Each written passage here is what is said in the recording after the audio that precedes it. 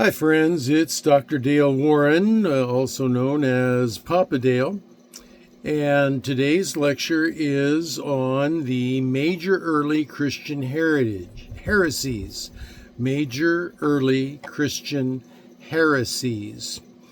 Now this is a lecture that's part of the ThB, the Bachelor of Theology and Bible program of the Jan Hus Institute in Biblical Studies, USA. And so let's get right into it. The major early Christian heresies. From an evangelical perspective, the early churches, the early centuries of Christianity, were marked by the emergence of various heresies, each posing significant theological challenges to the nascent church.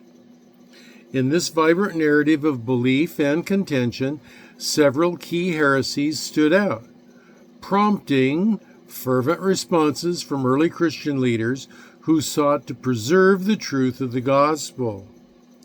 Some of these are addressed in the epistles of Scripture.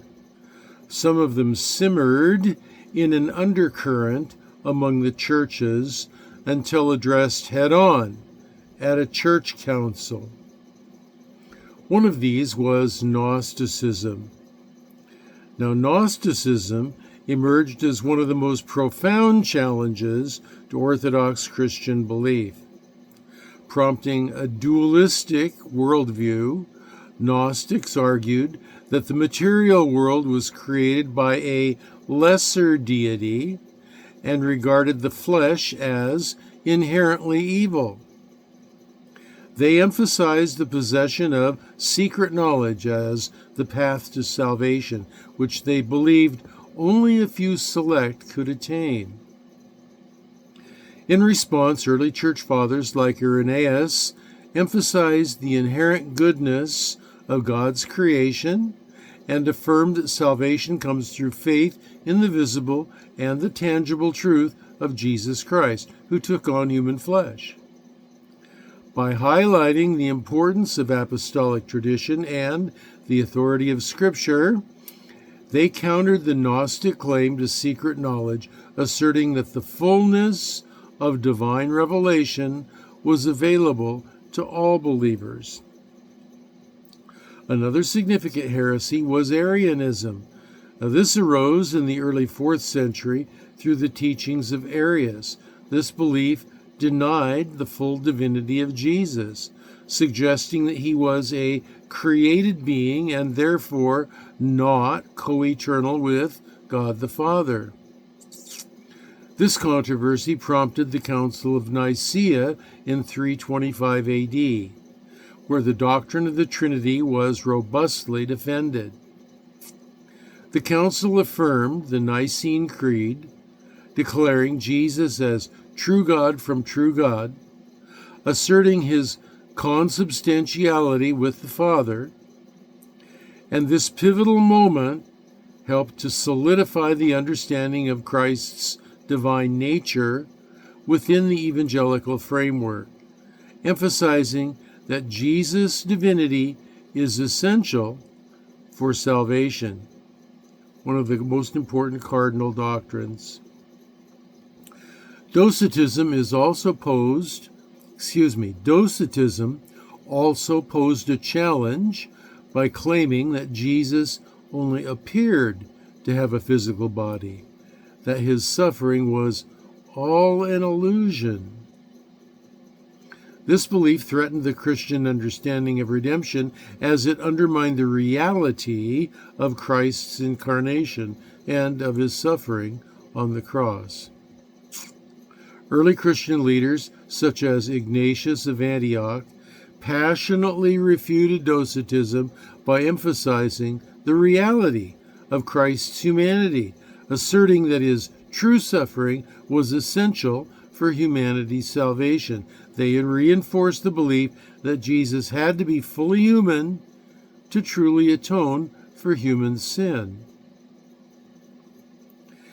As the church progressed through the 5th century, Pelagianism presented another significant theological hurdle. Propagated by Pelagius, This heresy denied the doctrine of original sin, proposing that humans could achieve salvation for themselves through their own efforts, without the necessity of divine grace. Augustine of Hippo robustly contested Pelagius' view, highlighting the essential nature of grace for redemption. He portrayed sin as fundamentally corrupting the human will, making divine intervention crucial for salvation. Through Augustine's teachings, the evangelical understanding of grace became deeply rooted, reinforcing that salvation is a gift from God rather than a human achievement. Monophysitism and Nestorianism also marked the theological landscape. Monophysitism asserted that Christ possessed only a single divine nature, negating the coexistence of his human nature. In contrast, Nestorianism emphasized a separation between Christ's two natures, suggesting that he was two distinct persons rather than one. The Council of Chalcedon in AD 451 responded emphatically to both heresies. It articulated the doctrine of Christ's dual natures, the divine and the human, affirming that these natures coexist in one person without confusion or division. This declaration provided a clear foundation for Christology that remains integral to evangelical theology today. In hindsight, the early church's confrontation with these heresies illustrates a passionate commitment to preserving the core tenets of faith. The dialogues and debates that ensued not only clarified the Christian message, but also served to unify believers around sound doctrine. In the process of contending for the faith, the early church laid the groundwork for a most robust evangelical faith that continues to emphasize the importance of Scripture, the reality of Christ's incarnation, and the necessity of grace.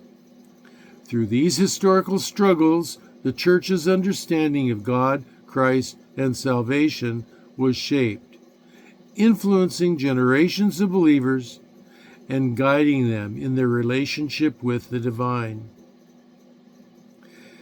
And so that's it for the major early Christian heresies. I'm your host, your old pal, Papa Dale, and I'll be making more videos, but until you see me in the next one, I'm going to be praying for you that you'll be well and that you'll be blessed.